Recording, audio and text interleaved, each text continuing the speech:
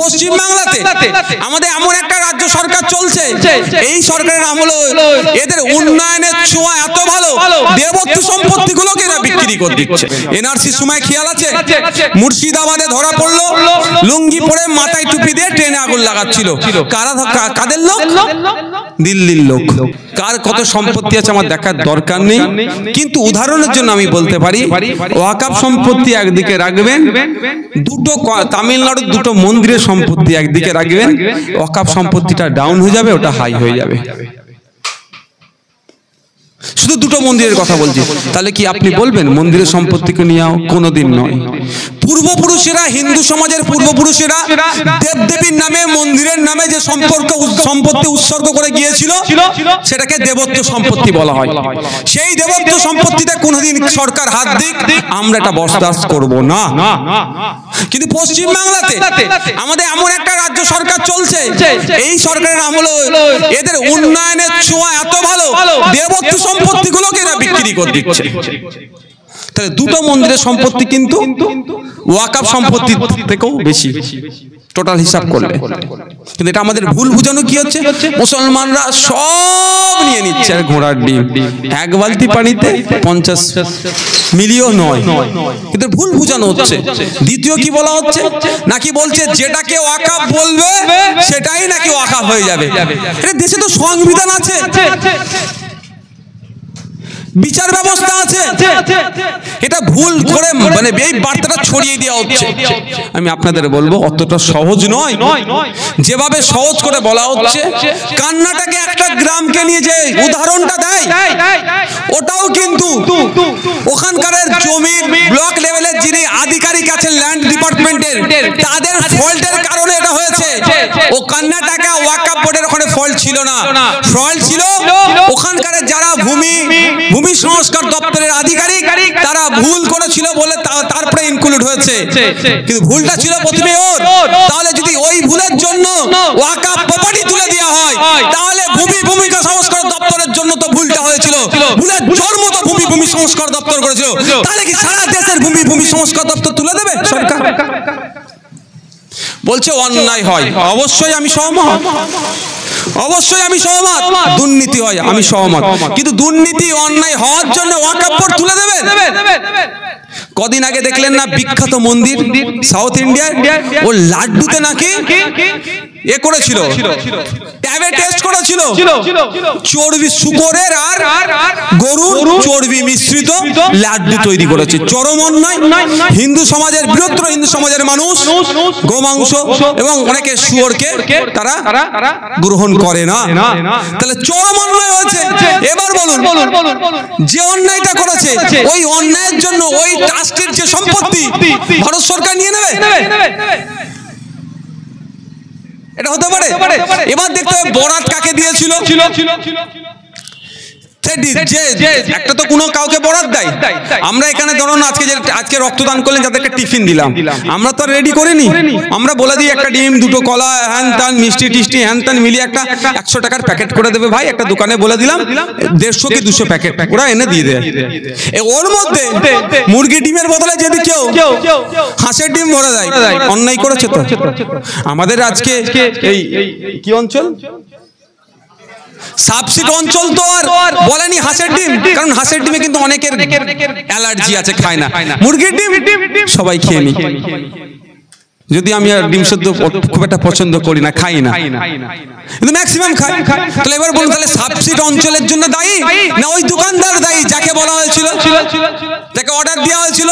ঠিক ওই মন্দিরের লাড্ডুর ক্ষেত্রেও আমি মনে করি যে অর্ডার যারা দিয়েছেন মন্দির কর্তৃপক্ষ, ট্রাস্টি কর্তৃপক্ষ, কোনদিনের জন্য ধর্মীয় ভাবাবেগে আঘাত লাগবে সেই জন্য শুয়োর গরুর চর্বি মিশিয়ে বাবু তুমি আমাকে লাড্ডু করে দেবে, এটা বলতে পারে না। কারণ ধর্মস্থানে এই ধরনের কথা হয় না। শুধু নিজের ধর্ম নয়, অন্য কোনো ধর্মকে আঘাত লাগুক, কোনোদিন প্রকৃত ধার্মিকরা এটা করতে পারে না। তাহলে দোকানদার দায়ী। দোকানদারকে না ধরে আমি যদি বলি মন্দির ট্রাস্টির সব সম্পত্তি কেন্দ্র সরকারের ডিস্ট্রিক্ট কালেক্টরকে, ডিএমকে দিয়ে পরিচালনা করা হবে, এটা মেনে নেওয়া যাবে?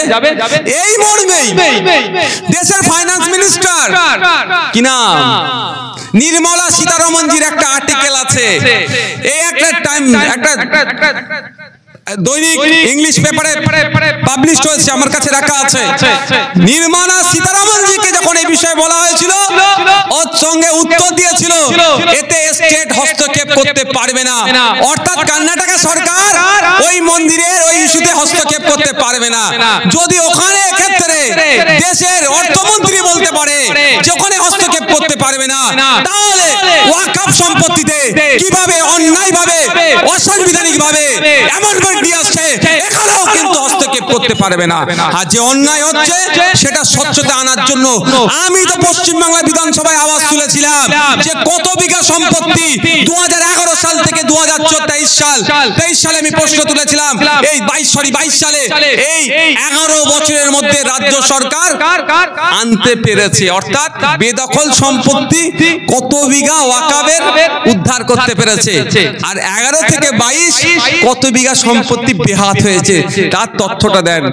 মন্ত্রী মহাশয় যখন কোশ্চেন করেছে, একবার ওর মুখের দিকে তাকায়, একবার স্পিকারের দিকে তাকায়, একবার আমার দিকে তাকায়, কোনো উত্তর না। কেন বুঝতে পেরেছেন? আজকে দেখবেন, আপনাদের বলে রাখছি, পশ্চিম বাংলার মুখ্যমন্ত্রী আর তৃণমূলের নেতারা চোখে বাম লাগিয়ে কাঁদবে ওয়াকফের জন্য। চোখে বাম লাগিয়ে কেন বলছি? বাম একটু ঝাঁঝ হয় না? চোখে লাগালে অনেক সময় ওরা কপালে লাগায়, তো চোখে এসে গেলে কি হয়, ঝরঝর করে পানি বেরোয়। ওরা এসে এরকম বক্তব্য দেওয়ার আগে কি দেবে, হাতে লাগিয়ে এখানে লাগিয়ে দেবে, লাগিয়ে রাখবে, আর যখন ওয়াকফের কথা বলবে হাতটা টেনে চোখে নিয়ে চলে আসবে, একবার ঝরঝর করে পানি পড়বে, আর আপনি আমি কেঁদে গড়াগড়ি করবো। আরে মমতা ব্যানার্জি আমার জন্য কাঁদছে, আরে ওয়াকফের জন্য মমতা ব্যানার্জি কাঁদছে, ধর তো নওশাদকে রাখ, বলবেন আপনারাই। আরে মমতা ব্যানার্জি, অভিষেক ব্যানার্জি তার বেচারে চোখ খারাপ, তাও চোখ দিয়ে পানি বেরিয়ে যাচ্ছে, ধর তো নওশাদকে রাখ, এই করবে আপনাদের এমপি, ও এক করবে, সবাই চোখে বাম লাগিয়ে কাঁদবে, কিন্তু বেটাগুলোকে যদি ধরা হয় না, সব বেটা কিন্তু জবাব না দিয়ে পালাবে যে তোমাদের কটা মন্ত্রী কত বিঘা সম্পত্তি, কলকাতার প্রাইম সম্পত্তি, এক কাঠার দাম 1 কোটি টাকা, এক কাঠার দাম 2 কোটি টাকা, কাটা কাটা বিঘে বিঘে জমি লুট করেছে, সেটা কবে ফেরত দেবে বলো তো? তখন আর কথা থাকবে না। আমার বলার এটাই কারণ, বিজেপির বিরুদ্ধে ইস্যু, মুসলমানদের মন পেতাবে, চোখে বাম লাগে কাঁদ, গ্রামে গ্রামে যা, কিছু মৌলী সাহেব ছেড়ে দেবে, কিছু মৌলানা ছেড়ে দেবে, কিছু সংগঠন ছেড়ে দেবে, রাস্তায় প্রোগ্রাম করবে, ওয়াকফের বিরুদ্ধে প্রতিবাদ চলছে, চলবে, জীবন দিয়ে দেবে, হ্যান করে দেয়, ত্যান করে দেবো, বাঘ মেরে দেবো, ছাগল মেরে দেবো, যদিও বাঘ মারা অবৈধ, এইসব করতে থাকবে। ঠিক এনআরসির সময় করেছিল, খেয়াল আছে? আমি আপনাদের সজাগ সতর্ক করি, প্রতিবাদ করতে হবে, প্রতিরোধ করতে হবে। সংবিধানকে যারা আঘাত দিতে চাইবে, প্রতিবাদ 14, 15, 26, 25, 26, 29, 30 আর্টিকেলের উপরে আঘাত দেওয়া হচ্ছে। এই অ্যামেন্ডমেন্ট নিয়ে এসে সংবিধানকে রক্ষা করার জন্য প্রতিবাদ প্রতিরোধ করতে হবে, কিন্তু গণতান্ত্রিক প্রক্রিয়াতে। আপনার প্রতিবাদ প্রতিরোধ মিছিলে ঢুকে না কারো দোকান ভেঙে দেয়, আপনার প্রতিবাদ প্রতিরোধ মিছিলে ঢুকে না কারো এখানে টায়ার জ্বালিয়ে আগুন লাগিয়ে দেয়, আপনার প্রতিবাদ প্রতিরোধ মিছিলের নাম করে আপনাকে নিয়ে গিয়ে কোনো ট্রেনে না ইট ছুড়ে, তখন আপনি দোষী হবেন। এনআরসির সময় খেয়াল আছে, মুর্শিদাবাদে ধরা পড়লো, লুঙ্গি পরে মাথায় টুপি দিয়ে ট্রেনে আগুন লাগাচ্ছিল, কাদের লোক? দিল্লির লোক, দিল্লির লিঙ্ক, কিন্তু দোষ কার নাম হলো যে এনআরসি কে খুব ভয় পেয়ে গেছিল। তাই আপনাদের বলবো, ওয়াকফ অ্যামেন্ডমেন্টকে নিয়ে ভয় পাবেন না, ভয় পাওয়ার কোনো জায়গা নাই। যেখানে জিওপলিটিক্স বলছে, অন্য কোন বিষয় ছাড়েন, ওয়ার্ল্ডের যে পলিটিক্স, জিওপলিটিক্স, গ্লোবালি যে পলিটিক্স চলছে, অন্য বিষয় ছাড়ুন, খাদ্য খাদ্যের সিকিউরিটি, বাসস্থান, এই সমস্ত শিক্ষা, আরো বেশ কিছু ইনক্লুড করেছে, এতে কোন রকম ভাবে হস্তক্ষেপ মানা যাবে না। তাহলে আপনি হবে কি করে? এটা শুধুমাত্র আপনাদের বলি, ঠিক ওই ধরনের ভোট ধরা একটা কল, কি বললাম, ভোট ধরা কল, প্রতিবাদ প্রতিরোধ আমরা করব, কিন্তু প্রতিবাদ প্রতিরোধ করতে গিয়ে বিজেপি না অক্সিজেন পেয়ে যায়, এটা আমরা মাথায় রাখবো। প্রতিবাদ প্রতিরোধ করতে গিয়ে তৃণমূল হয়তো লোক ভরে দিতে পারে, বিজেপি লোক লোক ভরে দিতে পারে, হিংসা করে দিতে পারে। সুতরাং আমরা দায়িত্বশীলতার পরিচয় দিয়ে প্রতিবাদ আমরা করবো, এটা মাথায় থাকে জানো আপনাদের। যেটা বলছিলাম আপনাদের, ওয়াকাফ অনেক কটা আমাদের নিয়ে এসেছে যেগুলো অসাংবিধানিক। আমি আপনাদের বলি এইগুলো কোনোভাবেই মেনে নেওয়া যায় না। একটা কি বলা আছে জানেন, ডিস্ট্রিক্ট কালেক্টর, আরে ভাই ওটা রক্ত যারা নিতে এসেছিল ওই গাড়িটা ওই প্যাকেটগুলো নিয়ে যাবে।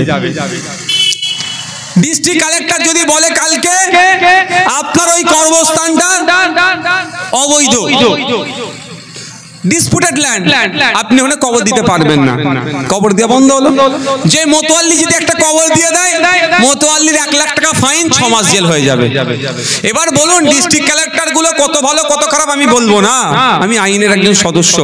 কিন্তু আমরা যখন ডিস্ট্রিক্ট কালেক্টরকে গিয়ে বলি এখানে ভোট চুরি হয়, ওখানে ভোট চুরি হয়, এখানে হিংসা হচ্ছে, বাড়িতে ঢুকতে পারছেন, এই করছে না পারছে না, কতটা আমরা ফল পাই। হাওড়া জেলার ডিস্ট্রিক্ট কালেক্টরের কাছে বা ডিএম এর কাছে গিয়ে কতটা ফল পায়, যেটা দায়িত্ব সেটা তারা কতটা পালন করে, প্রশ্ন থেকে যাচ্ছে। আগামী দিনে কি করবে, ইচ্ছাকৃতভাবে এগুলো বদমাইশি করতে পারে। তো এই জন্য অসাংবিধানিক সংশোধনীকে আমরা মানব না এবং এটাকে কোনোভাবেই পাস হতে দেব না। এবার না পাস হতে দেওয়া দুটো জায়গা আছে। প্রথম কথা, যেখান থেকে আইন তৈরি হবে সেখানেই বিনষ্ট